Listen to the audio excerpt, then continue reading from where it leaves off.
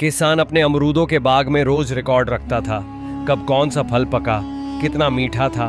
लेकिन इस साल बारिश समय से पहले आ गई। पानी, कीचड़, रास्ते सब गुम हो गए।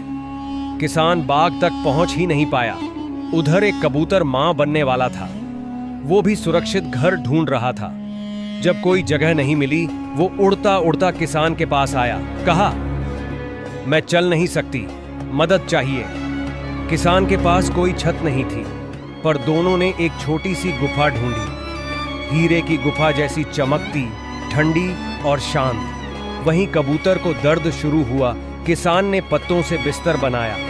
रात के अंधेरे में कुछ दिन बीते और उन अंडों से नन्हे बच्चे बाहर आए। कबूतर की आंखों में चमक थी, पर किसान की आंखों में आंसू थे, क्योंकि अब वो अपने अमरूदों से नहीं, इन चहकते पंखों से जुड़ चुका था। बहू, अगर तू कल सुबह 4 बजे उठी तो मैं समझ जाऊंगी कि तू इस घर को संभाल सकती है। बस यही एक लाइन कही थी सासू माँ ने। ना डांट, ना कोई गुस्सा, बस एक कसौटी। और उस रात बहू की तो जैसे नींद ही उड़ गई। हर थोड़ी देर में घड़ी की ओर देखती, कभी सोचती, माँ जी नाराज तो नहीं। कभी डर लगता, कहीं मैं ये कसौटी पार न कर पाऊं। सुबह के 4 बजने से पहले ही बहू उठ गई। धीरे से पलंग से उतरी, चुपचाप रसोई की ओर बढ़ी।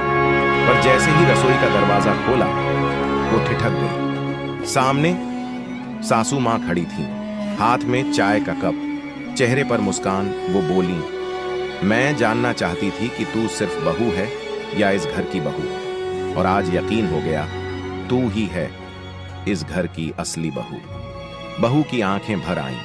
आज पहली बार उसे अपनापन नहीं, अपना महसूस हुआ। घर में सास और बहू अकेली रहती थीं। बहू पढ़ी लिखी पर तेज मिजाज। सासू मां बुजुर्ग थीं, लेकिन समझदार। हर बात पर बहू चिल्लाती, कभी पानी के गिलास पर, कभी खाने की रोटी पर। एक दिन सासू मां ने कहा, अब बहुत हुआ, कल सुबह मैं इस घर से चली जाऊंगी। बहू को चैन आ गया। मन में सोचा, अच्छा हुआ, रोज का झगड़ा खत्म। अगले दिन सुबह बहू उठी तो देखा दरवाजे पर लोगों की भीड़ लगी थी। क्या हुआ? सासू मां जमीन पर लेटी थी। एक चिट्ठी उनके हाथ में थी। उसमें लिखा था, मैं जा रही हूं, लेकिन मेरी आखिरी इच्छा है, मेरी बहू रोज सुबह 5 बजे मेरे लिए दिया जलाए। बहू की आंखें भर आईं, जिसे कल तक निकालना चाहती थी। आज उसी की याद में दिया जलाना पड़ रहा था। लेकिन फिर दूसरा मोड़ आया। 5वें दिन सुबह जैसे ही बहू दिया जलाने गई, सासू माँ वहीं खड़ी थी, जिंदा, और बोली, तू बदल सकती है, बस तुझे आईना दिखाना जरूरी था।